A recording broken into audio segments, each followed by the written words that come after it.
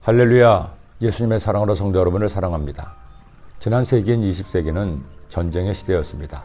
산업혁명을 통해 단순히 사람들이 사용하는 기계만 발명한 것이 아니라 동력을 이용하여 무기들도 급속도로 발달하기 시작했습니다. 그런 무기들을 중심으로 앞서 나가던 영국과 프랑스, 미국 등이 식민지 개척에 앞장섰으며 뒤이은 독일이나 이태리들은 세계 정세를 주도적으로 이끌어나지 못하는 상황에서 결국 제1차 세계대전, 제2차 세계대전이 터진 겁니다. 이로 인해 유럽, 더 나아가 세계 전체가 전쟁터가 되었고 2차 대전이 끝난 다음에도 냉전 체제 하에서 한국 전쟁을 비롯한 베트남 전쟁, 아프가니스탄 전쟁, 이란, 이라크 전쟁 등이 일어났습니다.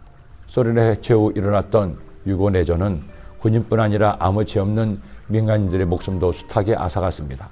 생각해보니 20세기 내내 이처럼 전쟁은 세계 곳곳에서 계속된 겁니다. 21세기 들어서도 전쟁의 역사는 계속 이어집니다. 9.11 테러 이후 테러의 배후로 지목된 아프가니스탄 전쟁, 이라크 전쟁의 시리아 내전까지, 그리고 지금 벌어지고 있는 러시아, 우크라이나 전쟁까지 모두가 전쟁을 원하지 않는다고 하는데도 전쟁은 계속 일어나는 것이 인류의 비극이 아닐 수 없습니다. 그리고 이런 전쟁에는 승자와 패자가 있습니다. 물론 한국 전쟁 같은 승자도 패자도 없는 무의미한 전쟁도 있겠죠. 그러나 대부분의 전쟁은 상처뿐이지만 이긴 승자가 있는가 하면 패한 패전국도 있다는 겁니다. 오늘 말씀은 바로 가나안 정복전쟁에서의 승자와 패자의 이름이 나옵니다. 이스라엘의 정복전쟁은 크게 둘로 나뉩니다. 요단강을 건너기 전 요단 동편에 있던 나라들과 이스라엘 사이의 전쟁. 이때의 리더는 모세입니다. 그리고 요단강을 건너 여호수아가 이끈 이스라엘 군대와 요단 서편의 나라들과의 전쟁입니다. 요단 동편 나라의 왕들은 시온과 옥이었습니다. 그리고 요단 서편의 나라들의 왕은 여리고 왕을 비롯해서 모두 31개의 나라의 왕들이었습니다. 하나는 여리고 왕이요, 하나는 베델 곁의 아이 왕이요, 하나는 예루살렘 왕이요, 하나는 헤브론 왕이요, 하나는 아르뭇 왕이요, 하나는 드리사 왕이라 모두 31왕이었더라.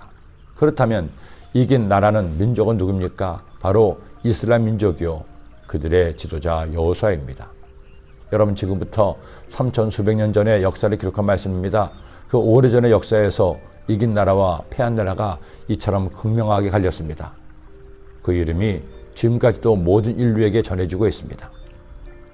그리고 이처럼 명멸한 민족과 나라 중에서 지금까지 살아남은 나라와 민족이 있습니다. 바로 이스라엘이죠.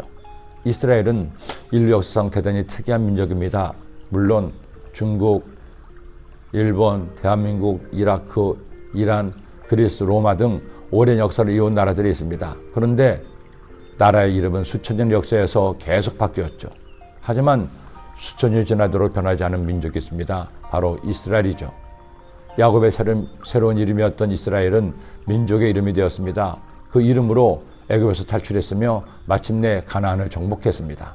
그리고 3,000년 전 다윗이 통일 이스라엘 왕국을 세워 왕조를 이룬 후 국호를 이스라엘로 정했습니다. 그때부터 오늘날 이르기까지 이스라엘은 이스라엘로 존재하고 있습니다. 물론 그들에게 잃어버린 2000년이 있습니다.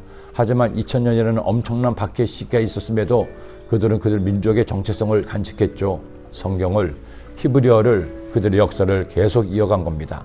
그리고 마침내 다시 이스라엘을 건국하게 되었습니다. 어떻게 이스라엘이 될 수 있었나요? 이스라엘 민족에게는 다른 민족이 없는 것이 있었습니다.